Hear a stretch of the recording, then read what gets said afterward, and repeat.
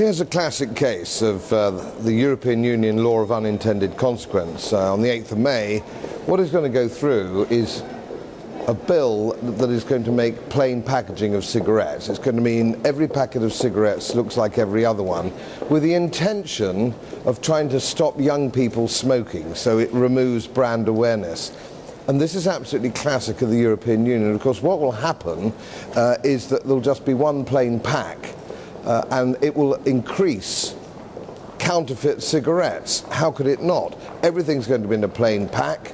There'll be no expertise in the packaging, and young people will get illicit cigarettes, of which there are already far too many in Western Europe.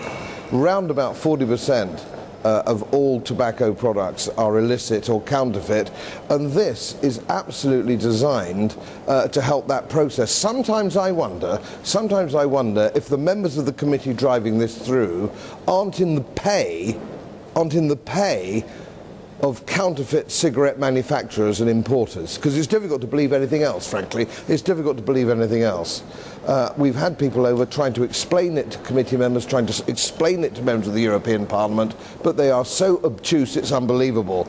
And if you want to get my point, you could do no worse than listen to Bill Newton Dunn, who is driving this through. He believes this is a good idea because he lives in a little funny world all on his own called Planet Zog. Just listen to this presentation and you'll see what I mean. Okay, thanks. I'm Bill Newton Dunn, LibDem MEP for the East Midlands, so I've not heard that word HENA. My ears tricked up, which is nice that you're here. Thank you very much, all of you, for coming here. I'm slightly concerned that I don't think your arguments are going to hit the target. First of all, of course, we all don't like to hear about potential loss of jobs, particularly in hard times. But I think you'll find the feeling in the Parliament as well, every legislation on any subject changes the market situation for whatever the product is, and you have to adapt.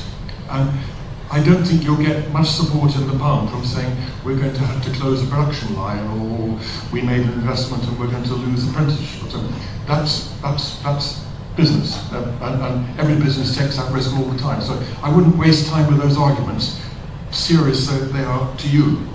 Talking about counterfeit, now my main activity in the Parliament is on the Organised Crime Committee, where we're looking at the effect of organised crime, including counterfeiting, including tobacco, all over Europe. So I've been following this a bit. Counterfeit cigarettes will still be sold in the UK, whatever the packaging or no pictures on it at all, because they come in through Kaliningrad, through the eastern borders in enormous quantities. And the point I think you said, like about 4 people at Felixstowe, correct. The problem is there is no law enforcement to stop this stuff. 2 containers out of 100 are ever checked at the borders. Most of the stuff comes in, whatever it is. And so the counterfeiting will continue to come in and will continue to be sold, whatever the argument about the packaging is. So I don't think that's a valid argument. I'm very sorry, but I'm very glad that Bill Newton Dunn came.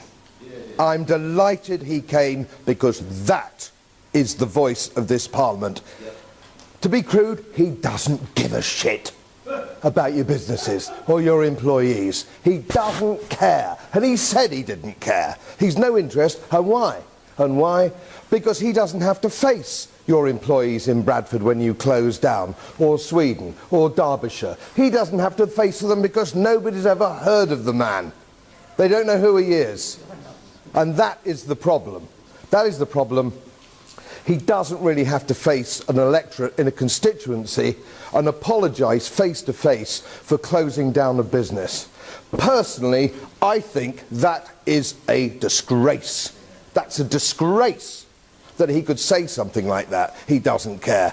But it's in your hands. Somebody elected that man. Somebody elected that man. I don't think he'll be around in a year's time, though. He's a Liberal Democrat and their days are numbered. But that's what you need to consider when you go back to your factories. Who's looking after you out here?